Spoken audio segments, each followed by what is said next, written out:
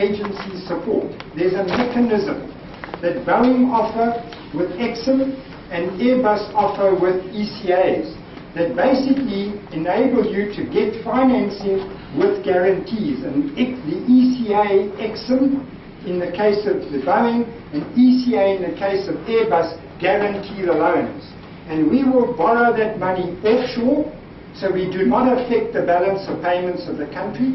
We borrow it as Air Mauritius with ECA backing, and we repay it over 10 to 12 years, which is the way we've always financed our aircraft.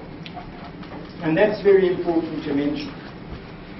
Other important considerations: the A350-900 has better seat comfort.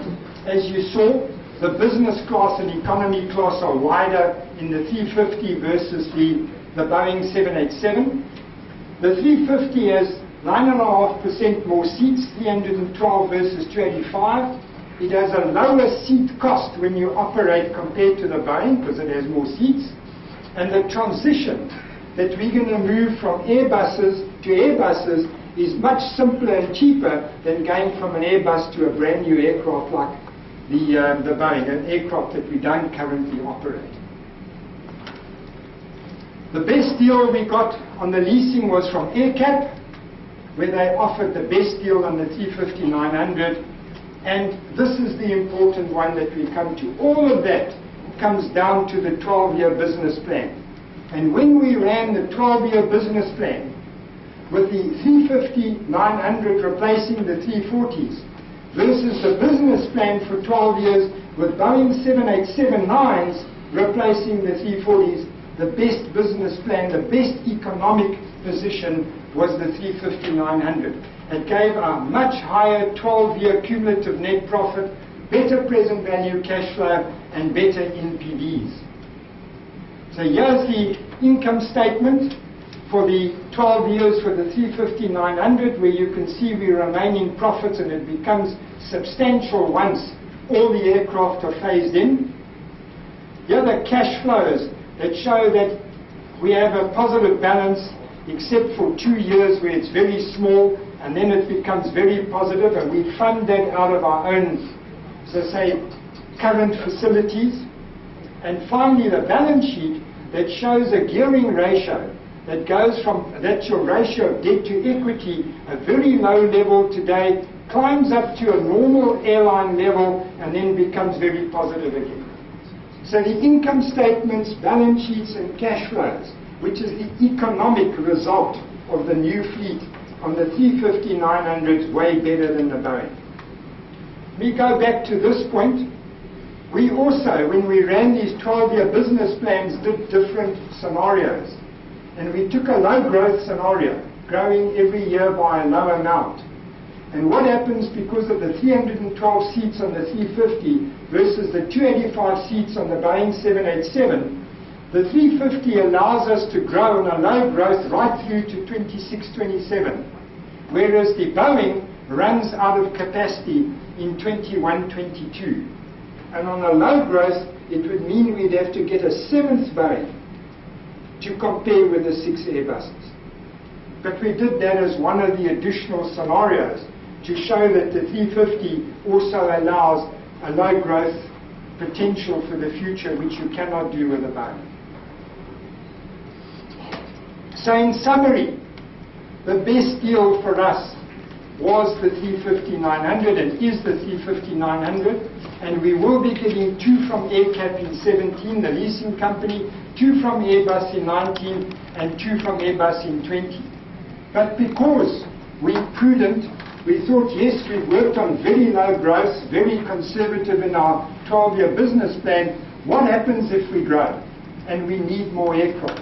We got such an incredible deal at this stage from Airbus. We want to make sure we get that benefit in the future. So we've taken purchase rights where we can get 3 more additional A350-900s between 23 and 25 on the same terms and conditions. We would only have to confirm that probably by 2019-20 if we are going to go ahead with those additional aircraft. So ladies and gentlemen, look how beautiful the A350-900. stunning game changer for Air Mauritius.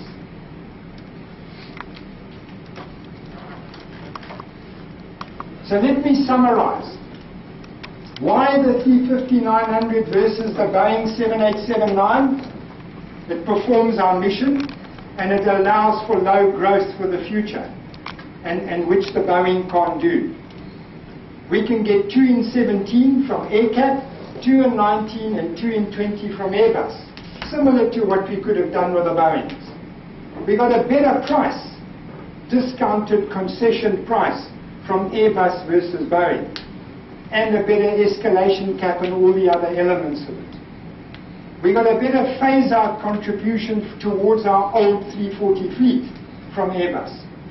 We have a lower cost per seat, so it means we can be even more competitive. We got better performance guarantees in terms of technical dispatch reliability on the Airbus. Easier conversion and training because there's a lot of commonality between the 340, the 330 and the 350, which isn't quite the case if we move from an Airbus to a Boeing. We have a larger cabin.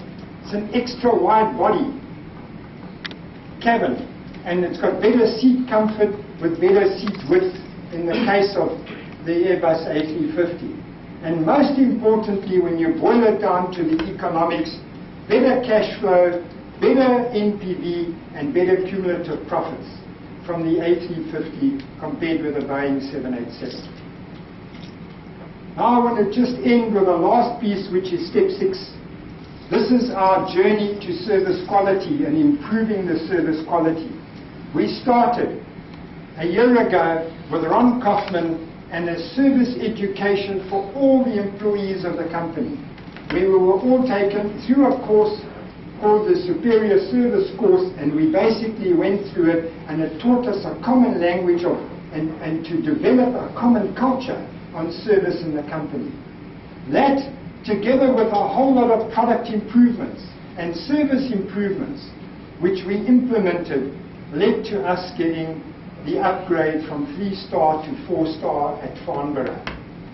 Now I have to tell you about this occasion. The chairman and I were standing on the stage. We were the first to get an award at the Skytrax award ceremony in Farnborough, and we were standing there with Singapore Airways, Etihad, Emirates, Hainan, all the big guys in the world watching us, and we were told how well we'd improved. In fact, we are amongst the 10 most improved airlines in the world in 2014. And that is a huge accolade for us. So in addition to the 4 stars, we were also the runner-up to Best Airline in Africa and the runner-up to the Best Cabin Crew and Ground Staff to Africa, of African Airlines. And I think that's a huge tribute. That speaks of that Mauritian hospitality, that warmth in service that Mauritius is known about.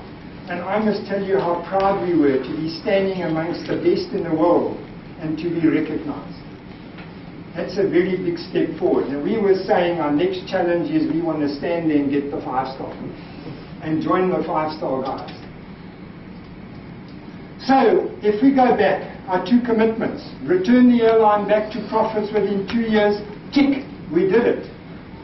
Move ourselves from a 3-star to a 4-star Skytrax rated airline, tick, we did it.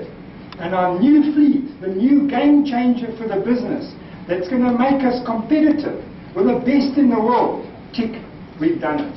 And we have got an incredibly good deal. As you heard the chairman say, he's not been in this process before, but he has seen the outcome, and it's an incredibly good outcome for the company. What's our next major project? A complete review of our short-haul business. We've done the long haul. Now we want to look at short-haul.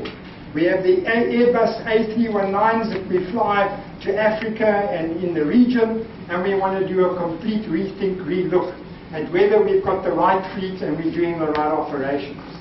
And again, we will use some support to do this, but this exercise we hope to complete by the end of October.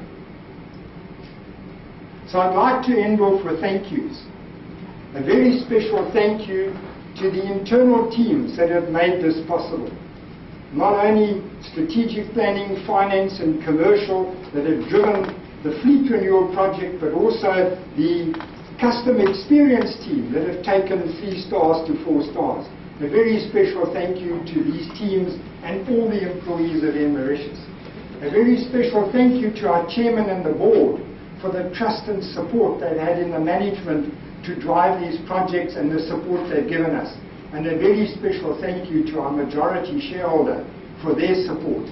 To take Air Mauritius 2 years ago from an airline that was on the brink of failure to join 80 failed airlines to where we are today. Back to profits, a 4-star rated airline amongst the elite group in the world, and a fleet that is going to change the future of the airline. It creates the future. Thank you, ladies and gentlemen. D'abord, la firme Seabury. La firme Seabury, c'est une firme qui a eu expérience ces derniers temps à regarder, à analyser des deals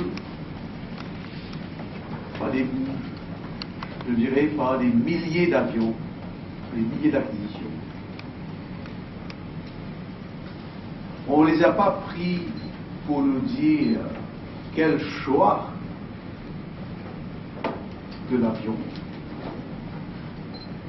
mais c'était notre advisor pour regarder, vérifier, contre-analyser, questionner l'équipe du planning, de voir si les analyses internes sont bonnes, reliable ou pas. Je peux vous dire que j'étais témoin quand on a été exposé à la présentation, après que l'équipe qui a travaillé sur ce projet a été questionnée